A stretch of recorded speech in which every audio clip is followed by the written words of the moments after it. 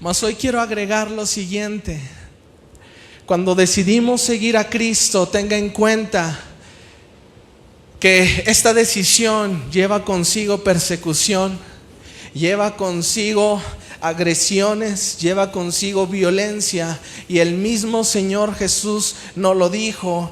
Y una de las palabras donde Él menciona que esto pasaría es en Lucas capítulo 6 versículo 22, que dice: dichosos ustedes cuando la gente los odie, cuando los expulsen, cuando los insulten y cuando desprecien sus cosas. Hay hermanos en el mundo.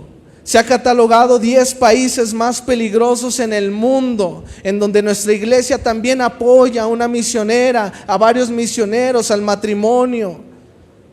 ¿Y sabes qué? Son lugares peligrosos, son lugares en donde están matando cristianos, en donde están matando personas que se niegan a rechazar el nombre de Cristo. De hecho, la Biblia lo menciona por primera vez en Hechos capítulo 7 versículos 54 al 60 con Esteban. Vamos a leer un poco. Dice: cuando oyeron estas cosas, se enfurecieron y rechinaron los dientes contra Esteban.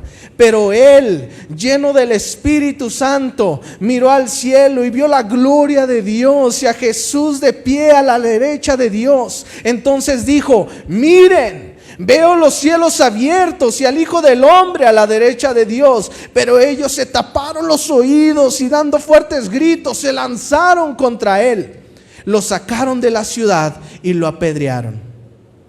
Los que hacían de testigos contra él dejaron sus ropas al cuidado de un joven llamado Saulo. Mientras lo apedreaban, Esteban oró diciendo: Señor Jesús, recibe mi espíritu. Luego se puso de rodillas y gritó fuerte: Señor, no les tomes en cuenta este pecado. Habiendo dicho esto, murió. Es el primer mártir que la Biblia menciona y registra en el libro de Hechos. El segundo fue Jacobo, uno de los discípulos de Cristo. Jacobo el mayor, en Hechos 12, 1 y 2 dice: en aquel mismo tiempo el rey Herodes echó mano a algunos de la iglesia para maltratarles. Usted y yo seremos maltratados o hemos sido maltratados. Y mató a espada a Jacob, hermano de Juan. Fue degollado. En el periodo del imperio de Roma hubo muchísima aflicción. Aquí falta una diapositiva. Mencionaba en una diapositiva antes que hay un hecho que se menciona en la historia como el gran incendio en Roma, cuando el emperador Nerón tuvo lugar en esa época. Y dice que durante algunos días hubo varios incendios en las diferentes ciudades de Roma. Pero en donde había mayor multitud de cristianos, ahí no hubo incendio. Entonces tomaron este hecho para echarle la culpa a los cristianos de que por causa de ellos Roma había tenido incendios. De tal manera que esto lo tomaron, es en donde se registra que echaron a los primeros cristianos en el Coliseo romanos para hacer entretenimiento. Fueron tragados por leones, fueron maltratados, fueron eliminados. Y también dice la historia que en aquel tiempo, si tú no negabas tu fe, eras quemado y colgado en las ciudades de Roma para alumbrar las calles. Eso sucedió, esa fue esa primer persecución, y se menciona que en esa persecución de los incendios de Roma es donde murió el apóstol Pablo y Pedro.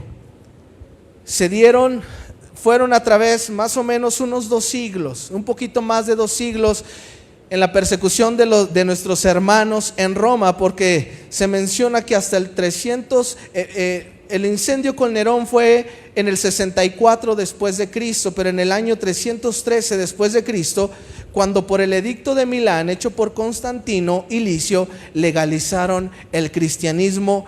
Y miren, aquí está, es lo que les estaba contando. Y no cesó del todo. Hubo algunas persecuciones, ya no tan mortíferas como las otras, pero lo siguió habiendo. Ahora, esto lo escribe Esto fue escrito en los tiempos del emperador Marco Aurelio, y esta era la razón por la que ellos decían que era bueno y que era lícito matar a un cristiano. Dice, alguna vez alguien dijo, lo que justifica la eliminación física de los cristianos es, ni más ni menos, que viven de manera diferente, que contemplan la existencia de manera diferente. Esto era suficiente para que a ellos los eliminaran, los mataran, los quemaran. El hecho de vivir diferente, el hecho de no someterse a sus prácticas paganas, el hecho de no someterse a adorar a los dioses de los romanos, a ser partícipes de las prácticas que en aquel entonces tenía Roma. Otra parte de la historia en donde también los cristianos fueron un blanco fue en el tiempo en donde Alemania estaba dividida por Alemania Occidental y Alemania del Este, en lo que todos conocemos como el Muro de Berlín. Este hombre llamado Sammy Tippit, que lo menciona el libro Vidas Valientes, cuenta la siguiente historia. Dice que antes del colapso y la caída del Muro de Berlín en Alemania del Este y su ideología comunista, los cristianos eran un blanco predilecto. Hoy en día lo siguen siendo en aquellos lugares como Corea del Norte, como China, en donde su ideología y su sistema sigue siendo comunista. Y tú no puedes adorar otro Dios que no sea los gobernantes, que no sea su dinastía. Tú no puedes adorar a alguien más. Tú no puedes ni tener una Biblia en tu casa, porque si no, eso es razón para que te lleven a la cárcel. Los jóvenes, dice Sammy, que a los 14 años tenían que decidir si serían parte de la organización juvenil comunista o si asistirían a la iglesia. Y nota el siguiente dato: optar por la iglesia limitaba mucho sus oportunidades educativas. Hoy en día, aquí en Fresnillo, Zacatecas, si eres cristiano no es una razón para que no vayas a la escuela. Pero sigamos leyendo. Sammy Tippit, el hombre que te mostré, ilegalmente ministraba a jóvenes en reuniones secretas, reunidos en el sótano de un castillo viejo. Y dice que los pocos que llegaban, que había veces que en vez de él ministrar a los jóvenes, él salía más ministrado. ¿Sabes por qué? Porque los jóvenes que llegaban también en secreto, cuando él les predicaba lo que Cristo hizo por ellos, dice que había lágrimas en sus ojos y que dentro de su oración ellos decían: Cristo, perdona mis pecados, hoy decido seguirte, cueste lo que cueste. Ellos decían eso: cueste lo que cueste. Si me costaba mi educación, yo te sigo. Si me cuesta la vida, yo te sigo. Cueste lo que cueste. Si me cuestan mis bienes materiales, yo te sigo. Y dice Sammy que él salía más ministrado de escuchar estas palabras: cueste lo que cueste. Y hoy quiero decirte que Dios quiere levantar una generación de jóvenes, de adultos que digan: Jesús, yo te sigo, cueste lo que cueste. Cueste lo que cueste. Dale la gloria a Él. Dale la gloria a Él. Esto tiene que ser una realidad en tu vida, en la mía. A estos jóvenes desde los 14 años. Tenemos hoy en día en nuestras iglesias jóvenes de 14, 15 años tomando como juego la Biblia, como juego su relación con el Señor. Pensamos que todo es diversión, pensamos que cualquier cosa entra en mi vida. Pero a aquellos jóvenes les costaba la educación, y sigue habiendo jóvenes que les sigue costando la educación en aquellos países asiáticos. Jóvenes que siguen siendo asesinados cuando les dicen: niega a Cristo. No lo niego, pum. Jóvenes que sus mismos padres los abandonan porque deciden creer en Cristo Jesús y no seguir la misma creencia de sus padres. Chavos, pónganse las pilas. Ponte las pilas, chavo. Dejemos de estar jugando. Adulto, deja de estar jugando. Vienen los días, dice el Señor. Esto te lo comparto de parte de Dios. Vienen los días en donde será difícil y peligroso que tú seas cristiano. Pero el que se mantenga firme hasta el final, ese será salvo. Vienen esos días, prepárate para esos días, prepárate. Estudiando esta palabra nació este pensamiento. Es a través de la adversidad que sale de mí. Es a través de la adversidad que sale de mí esa fe fuerte y convincente que estaba oculta detrás de las faldas del bienestar. Porque cuando estamos todos felices, porque cuando todo está bien, ahí no es necesario que hagas resplandecer tu fe. Es a través de la adversidad, es a través de la persecución, es a través de los que te rechazan. Cuando tú te pones fuerte, cuando sale de ti, decía Pablo, por esta causa me gozaré, me alegraré en las dificultades, en los problemas, en la persecución, en la opresión, porque cuando soy débil, entonces soy fuerte, porque a través de esta debilidad se aumenta el poder de Cristo. Dale la gloria a Él, dale la gloria. Yo espero que después de esta palabra tú no digas, ay, qué bonito predicó el hermano Giovanni. No, que después de esta palabra tú comiences a darle la gloria a Dios por los momentos difíciles. Tú comiences a darle la gloria a Dios cuando un familiar te deje de hablar. Sé que es doloroso, yo lo he padecido, lo sigo padeciendo, pero sé en quién he creído.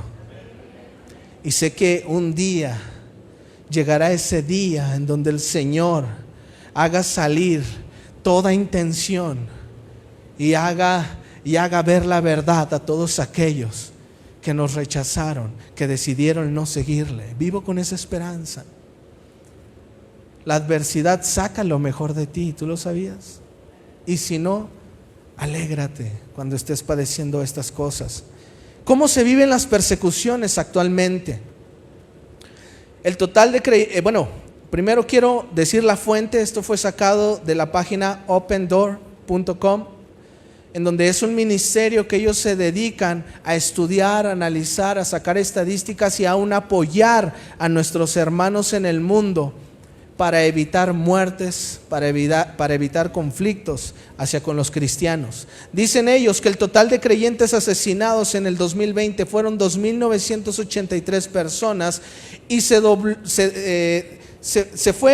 aumentó en un 40 y tanto, 50 y tanto % en el 2021, que en este año, hermanos, lo que llevamos de este año, hay muertos 4,761. Esto quiere decir que el promedio de muertos actualmente al día en el mundo son 13 personas que valientemente decidieron seguir a Cristo y no lo negaron.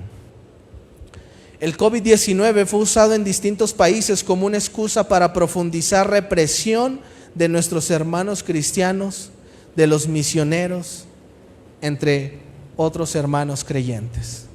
Esto se utilizó de muy mala manera, llevándonos a guardar en las casas, y no había forma de predicar, no había forma de seguir evangelizando, de seguir ministrando. Pero gloria a Dios por la tecnología, gloria a Dios.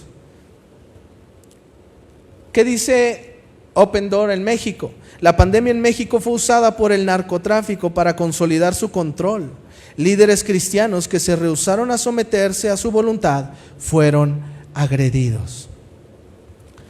Y esta siguiente nota no es de Open Door, esta la deduje.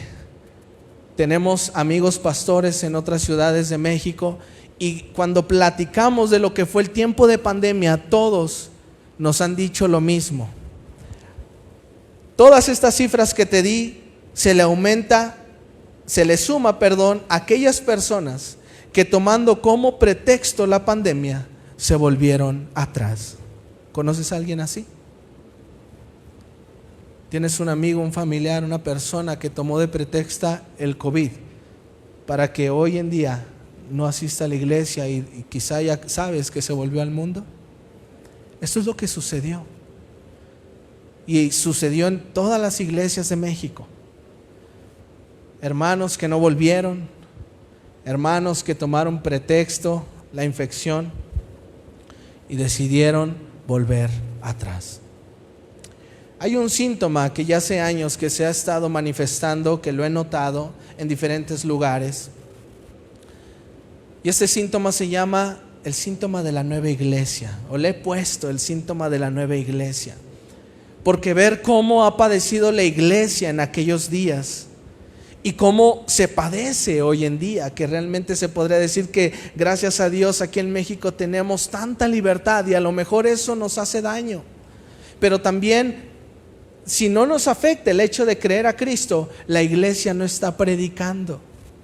Porque si estuviese predicando, habría opresión, habría persecución.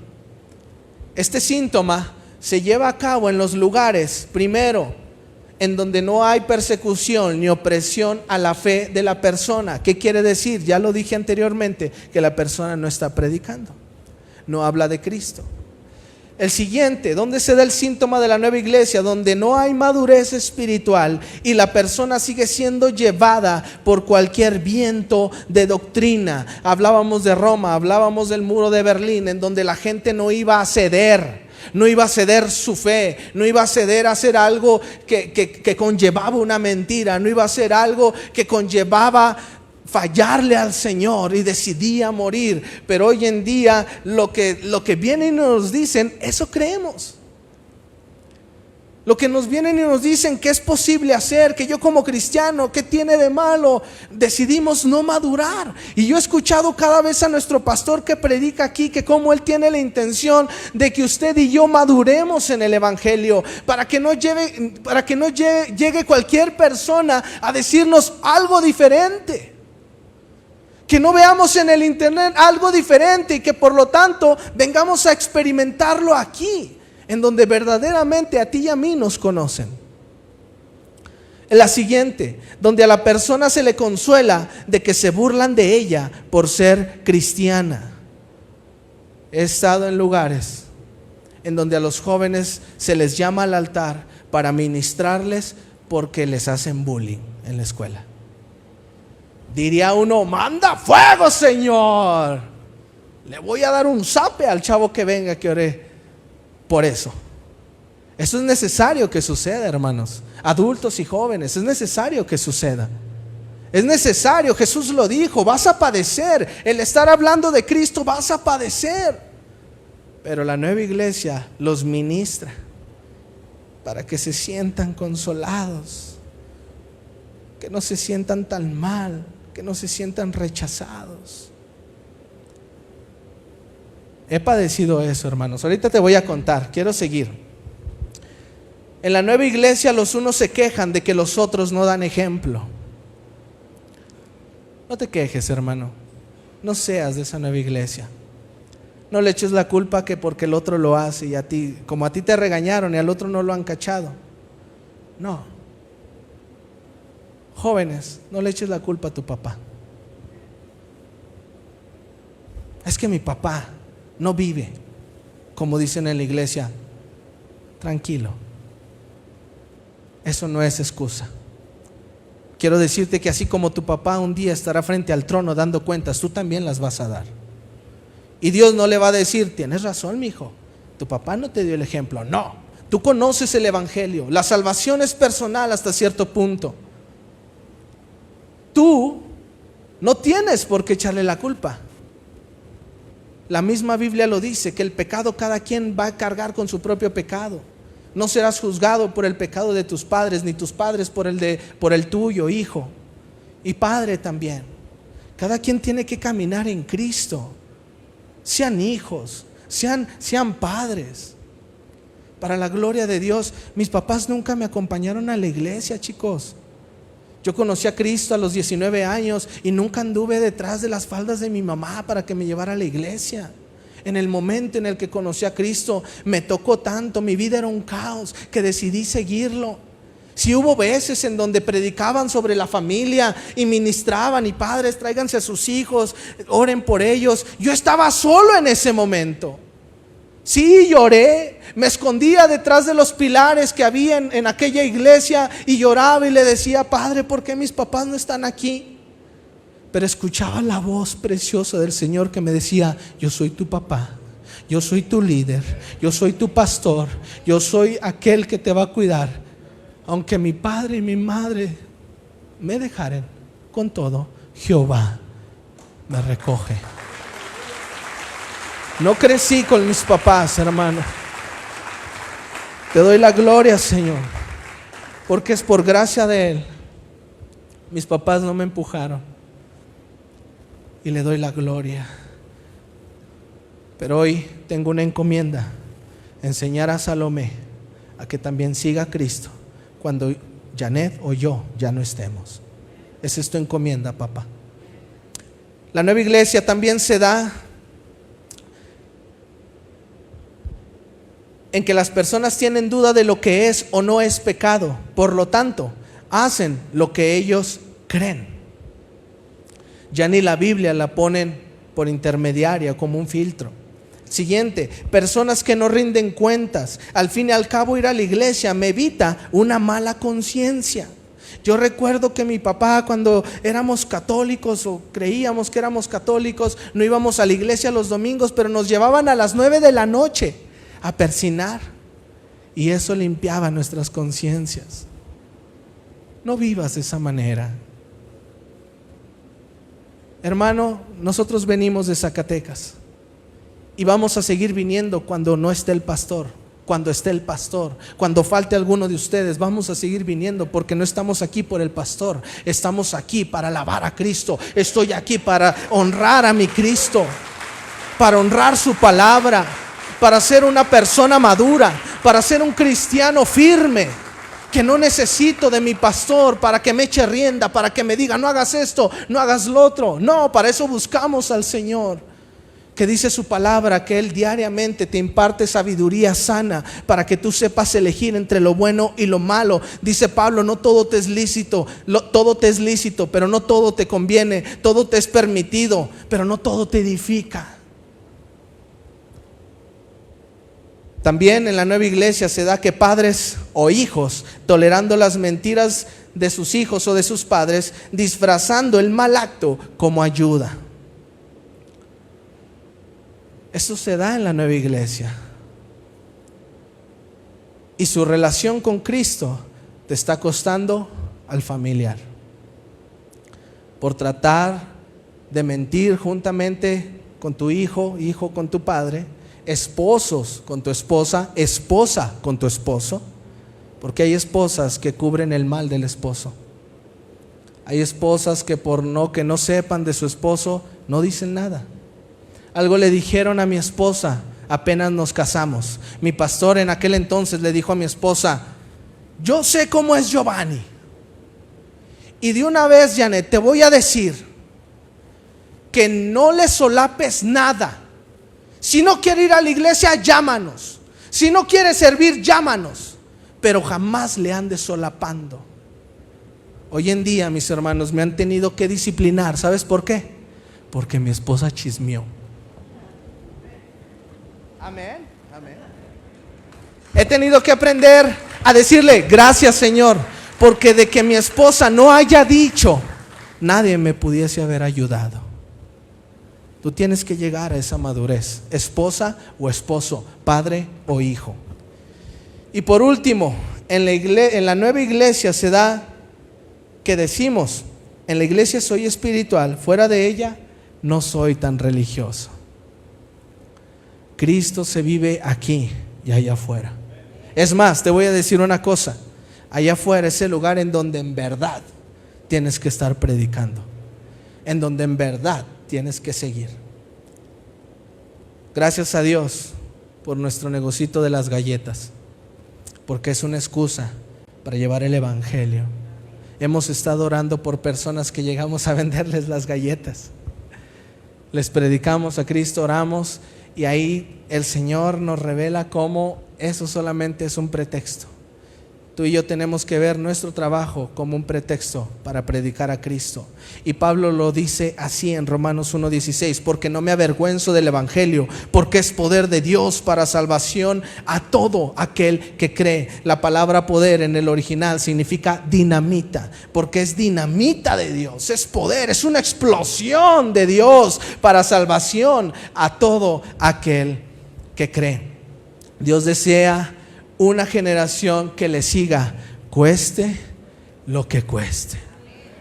Te puede costar dinero, te puede costar trabajo, te puede costar familia, pero una cosa hemos aprendido, mi familia y yo, por la gracia de Dios, es primero la iglesia y la obra de Dios, y después la familia.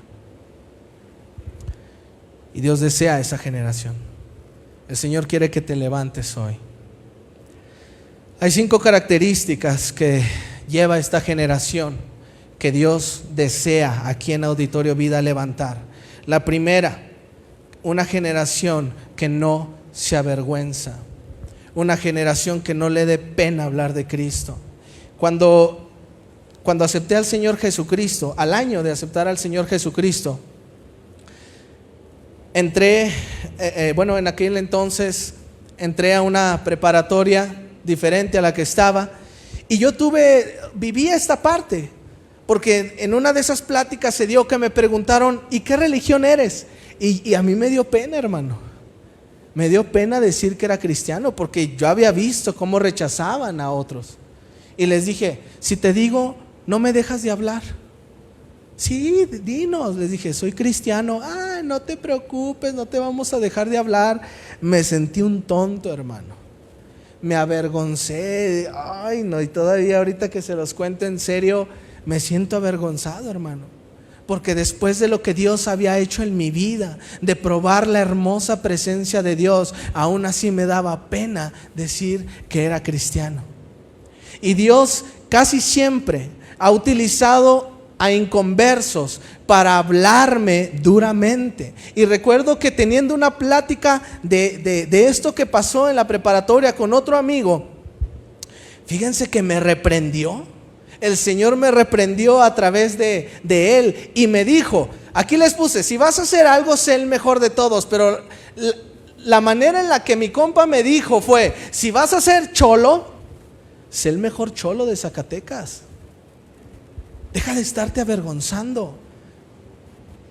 Es como aquel dicho: si vas a ser barrendero, sé el mejor de todos. Y esto que él me dijo me dio vueltas en la cabeza. Me dio vueltas. Me puso los pies en la tierra. Y a través de esto me dijo el Señor: no tienes por qué avergonzarte.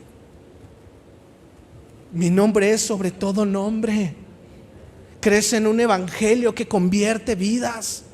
Crees en esto. No es religión, hermano.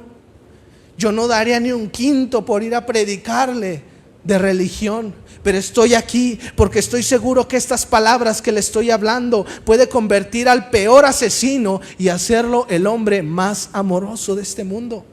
Puede convertir a un violador. Se puede arrepentir y el poder de Dios lo puede convertir de tal manera que se haga el hombre más amoroso del mundo, más amigable. Y hemos visto esos testimonios y ese evangelio, usted y yo hemos decidido creer. Y el Señor desea que esta generación no se avergüenza. Dice en 1 Corintios 9:24, y Pablo lo dice así: ¿no sabes que los que corren en el estadio, todos a la verdad corren, pero uno solo se lleva el premio? Corre de tal manera que lo obtengas. Corre de esa manera. Levántate. Deja de sentir pena. Deja de avergonzarte. He escuchado a esos hermanos que no se atreven a decir que es cristiano, porque a lo mejor hay amigos que les dejan de hablar, porque a lo mejor hay personas, su trabajo pueden perder, pero en el Señor, en el nombre de Jesús, levántate. Una cosa sí te puedo decir, que esas personas que de primero te dejan de hablar, después vienen pidiendo una oración de ti, pidiendo una palabra de ti, porque ellos ven y se dan cuenta que no hay Dios como nuestro Dios y que no hay Dios que bendiga. Podemos estar en problemas, pero tenemos al Señor Jesucristo que está con nosotros, y a pesar de toda la llovida que tengamos, tú puedes tener paz en la tempestad. Amén, dale la gloria a Dios. Ese evangelio predicamos, ese evangelio es nuestra vida. Segundo punto, Dios desea una generación que tome su rol. ¿Qué quiere decir esto? Que tú en tu trabajo, chavo, en tu escuela, en donde sea que te desempeñes, lo que sea que hagas, tu vida le dé la gloria al Señor, y que otros también adoren a Dios por el hecho de cómo vives, cómo hablas, cómo piensas. Este ejemplo lo tenemos en Daniel 1:8. Dice: y Daniel propuso en su corazón, tomó la decisión, él dijo: no voy a fallarle al Señor. Él había sido cautivo junto con todo el pueblo y tenía todo para volverse atrás, todo para hacer lo que en ese momento a él le dictaran que hiciera. Para haber comido los alimentos, él pudo haber dicho: Señor, no estoy en mi tierra, puedo comer esto, puedo comer aquello. No me estoy refiriendo a comida. En aquel entonces el pueblo judío, Dios le había dado estrictas instrucciones de qué es lo que podían comer y qué es lo que Dios no deseaba que comieran, qué prácticas debían de tener y qué prácticas. Y si no me cree, yo le invito a leer Levítico, Deuteronomio, en donde Dios les explica al pueblo qué es lo que deberían de hacer para que no se hicieran como las naciones vecinas. Y él dijo: Señor, esté donde esté, si me trajiste aquí, yo decido no fallarte. Yo decido no fallarte. Recuerdo que cuando terminamos la preparatoria, mi mamá, a un amigo y a mí, nos regaló un viaje a la playa. 3 días, 2 noches, mis hermanos, en donde en el mar la vida es más sabrosa. Y nos fuimos a la playa. Apenas salimos el viernes, el domingo nos fuimos a la playa. Era como un regalo de graduación. Y recuerdo que mi amigo, y no lo juzgo porque en su momento los entiendo, que tenemos tentaciones, chavos. Tenemos tentaciones, adultos. Hay de todo en el mundo, y de pronto pareciera verse tan atractivo. Y mi amigo me decía: vamos a echarnos unas. Calor, solos, ¿qué te van a decir? Vamos a darle, vamos a pedir que esto y que lo otro, porque teníamos de esos que pagas con todo incluido. Y recuerdo, y no me jacto de eso, pero desde entonces tenía el deseo de que Dios me usara, hermano. Yo deseo y sigo deseando que Dios me use. Y cuando él me expresaba esto, y no lo juzgo, yo le dije: no, porque yo quiero esa unción. No, porque quiero la unción del Señor. Estaba chavo y a lo mejor pareciere que seguía a Dios por algún interés. Hoy, como dijo Pablo, cuando era niño pensaba como niño, pero hoy que soy adulto, hoy puedo decir: si no hago algo, hermano, si no cedo a hacer algo, es porque amo al Señor y le quiero honrar. Por eso no cedo. Y desde entonces le decía: no. Y Daniel también propuso en su corazón no contaminarse.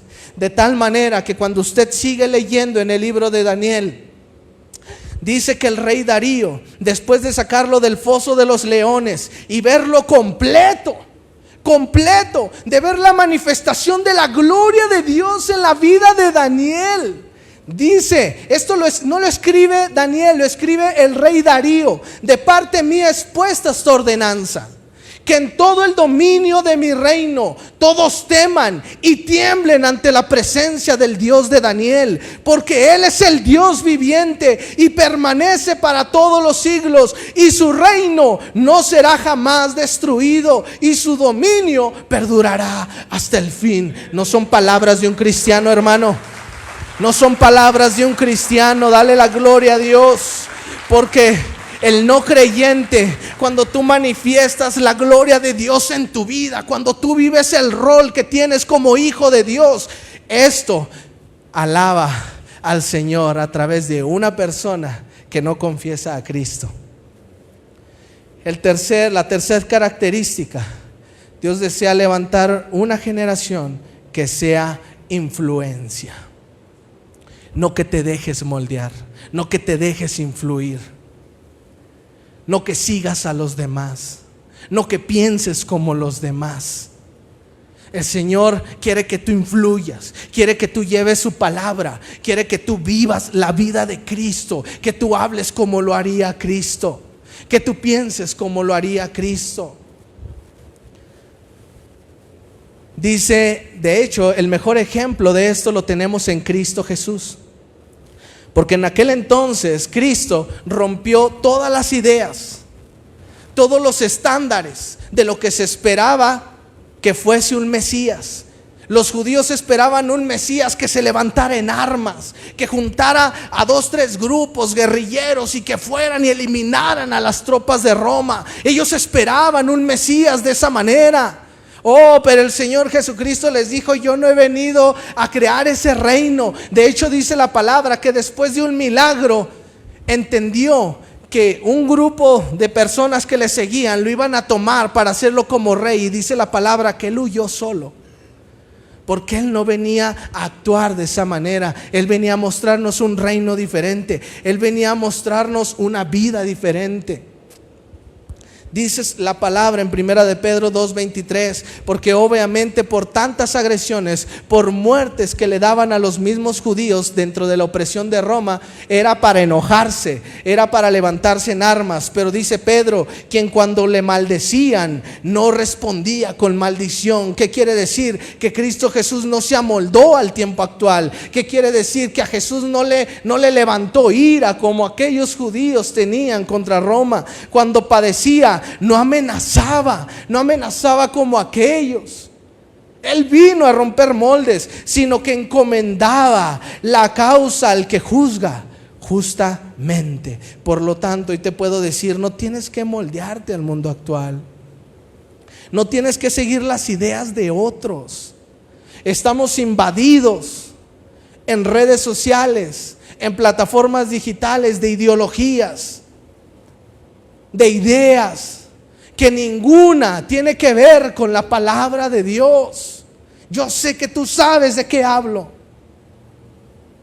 Sé que tú sabes. Feminismo, ideología de género, ninguna va de acuerdo con la palabra de Dios. Al contrario, en el feminismo el Señor le da la honra a la mujer.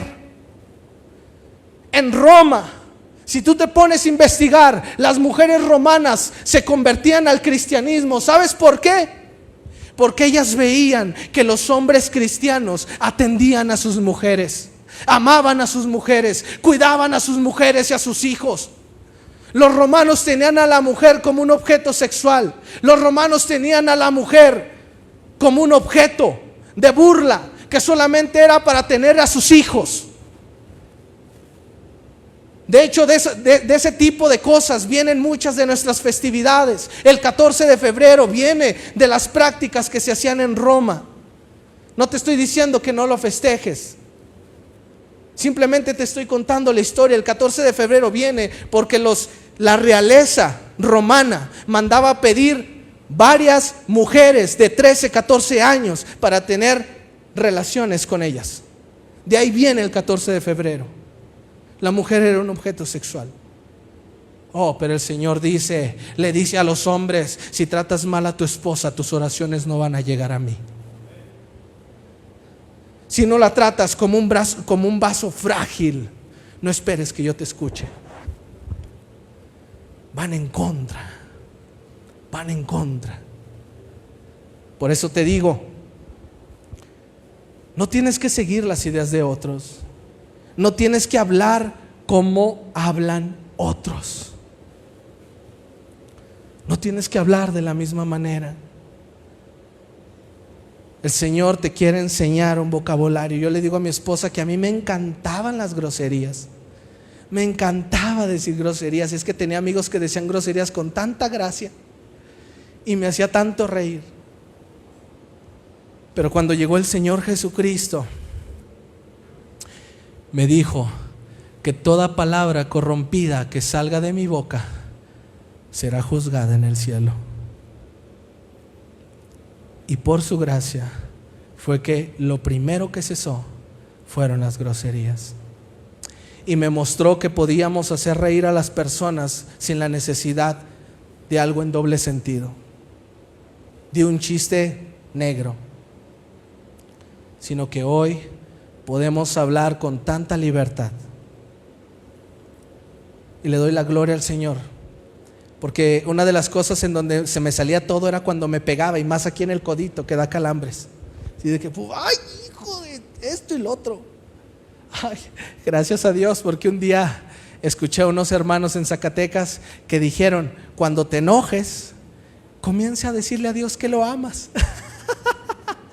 Y lo puse en práctica, de tal manera que me pego: Señor, te amo, gracias Padre, a lo mejor andaba mal. Y eso transforma todo tu mundo. Hace 15 días nos decía una persona que oramos, que le vendimos nuestras galletas, y decía que vi un reportaje en la televisión que decía que las personas que hablan groserías es porque son felices. Imagínate, las personas que hablan groserías es porque son felices. Yo te voy a decir qué dice la Biblia: lo que habla la boca, así está el corazón. No son felices. Hay resentimientos, faltas de perdón, etcétera. Romanos 12:2 dice: no vivas ya según los criterios del tiempo presente, al contrario, cambien su manera de pensar para que así cambie su manera de vivir. Esto dice en la versión Dios habla hoy. En la versión Reina Valera dice que renueves el espíritu de tu entendimiento. Dice: no os conforméis a este siglo, no te conformes a este tiempo. Dice: sino renovaos por medio del espíritu de vuestro entendimiento. Que renueves tu mente, que le des la oportunidad al Espíritu Santo a que renueve tus pensamientos, que renueve tu manera de pensar. Porque si cambias tu manera de pensar, es posible que el Señor haga en ti una nueva persona. 4.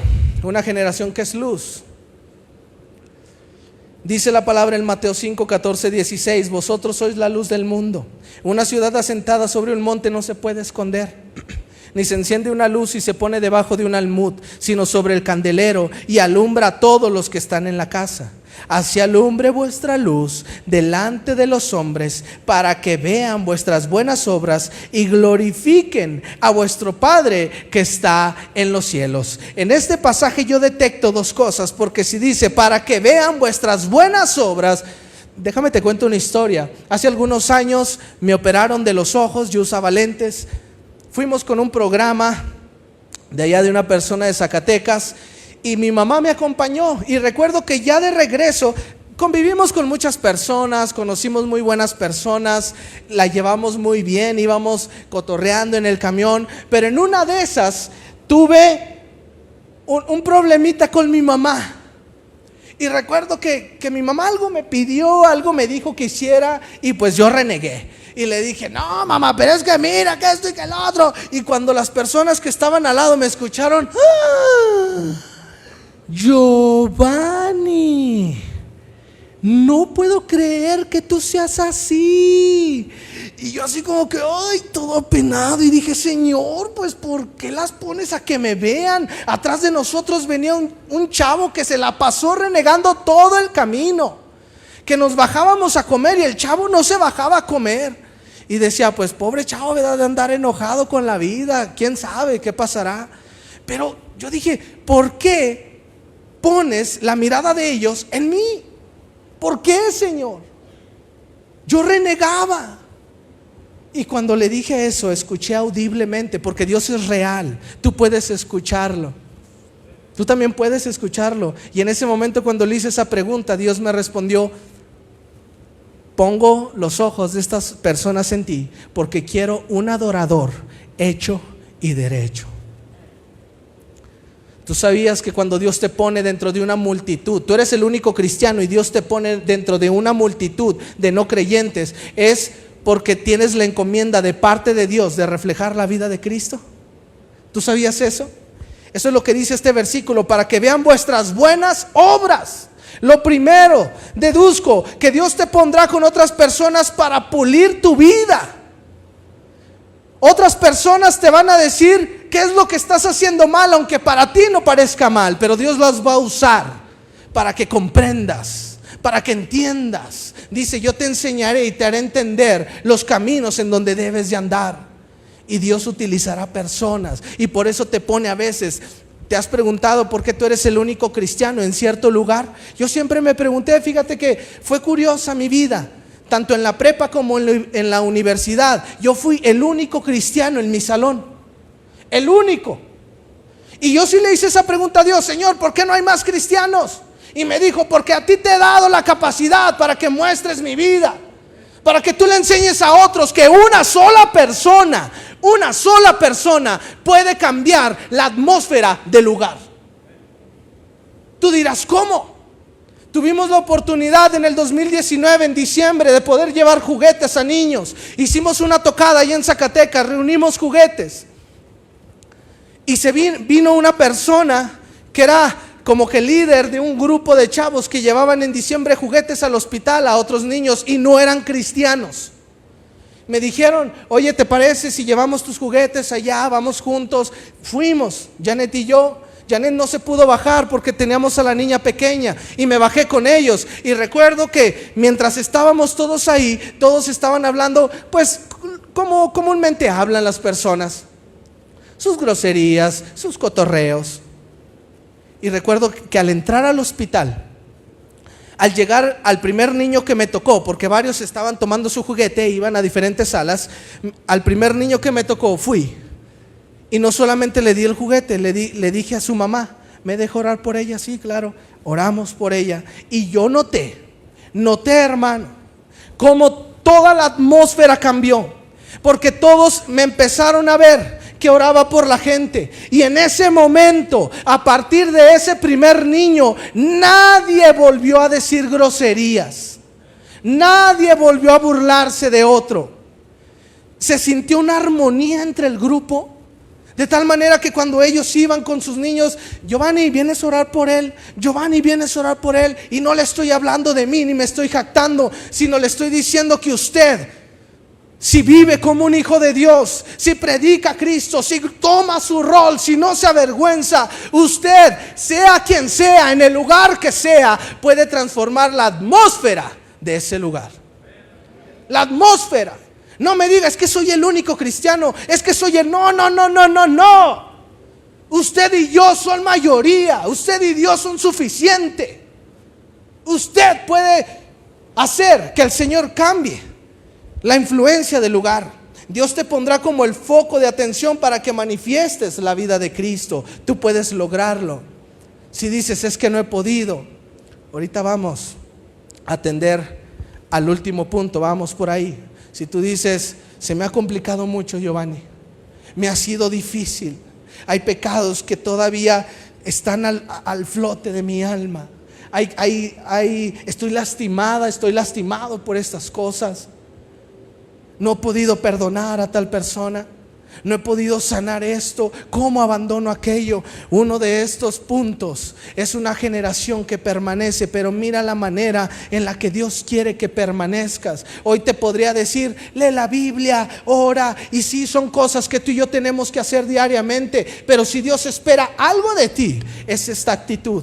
Sucedió que estando él en una de las ciudades, se presentó un hombre lleno de lepra, el cual, viendo a Jesús, se postró con el rostro en tierra y le rogó diciendo, Señor, si quieres, puedes limpiarme. Entonces, extendiendo él la mano, le tocó diciendo, quiero, sé limpio. Y al instante la lepra se fue de él. Pero a mí me impacta la actitud de este leproso, que se postró en tierra, se postró rostro en tierra y le rogó. Se postró rostro en tierra y le rogó.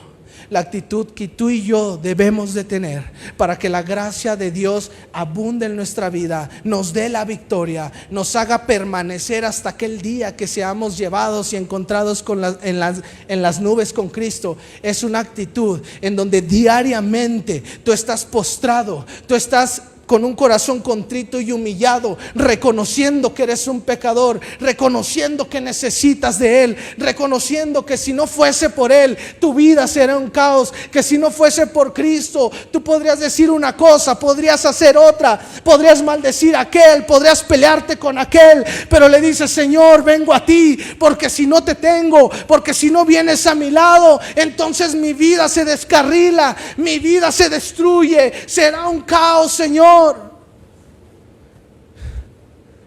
Cuando conocí a Cristo, ese primer año, me dolió tanto dejar a mis amigos, me dolió tanto dejar las cosas que hacía. Te lo digo como hombre, como humano. Digo hombre no por ser hombre, como un humano dentro de nuestra humanidad. Y un año entero, hermano, clamé a Dios de 11 de la noche a 2 de la mañana frente a la puerta de mi casa. Y le decía: Señor, extraño hacer esto. Señor, extraño hacer aquello. Señor, quiero ver a mis amigos. Señor, quiero ver esto. Fue un año, pero cuando llegaba la mañana, Él ponía un temor reverente de que yo sabía que si me iba con mis amigos, iba a volver tomado a mi casa. Si yo volvía con mis amigos, a mí me gustaba fumar, iba a volver a fumar. Si yo volvía con mis amigos, volvería a hacer las cosas de antes. Pero es a través de hincarme, de buscarlo cada mañana y decirle: Señor, te necesito. Te necesito. Mi vida sin ti no puede seguir. Mi vida sin ti no puede, Señor.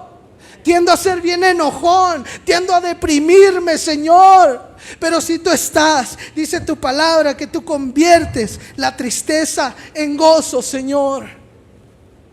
Que tú puedes guardarme del pecado, que tú puedes guardarme del error, guardarme de la equivocación, guardarme de hacer sentir mal a mi esposa, guardarme de regañar de maneras violentas a mi hija. Puedo destruir mi casa, Señor, si no vengo contigo. Y esa es la manera en la que esta generación, porque sé que Dios te ha removido a todos en este auditorio, está tocando la palabra. Dios va a levantar una generación que permanece, pero que permanece humillado, que permanece bajo la gracia, la única. Porque la gracia no es una licencia para pecar, mi hermano, perdóname, pero no es así. La gracia es la victoria. Algo inmerecido, especial, poderoso, que te da la victoria para vencer el pecado.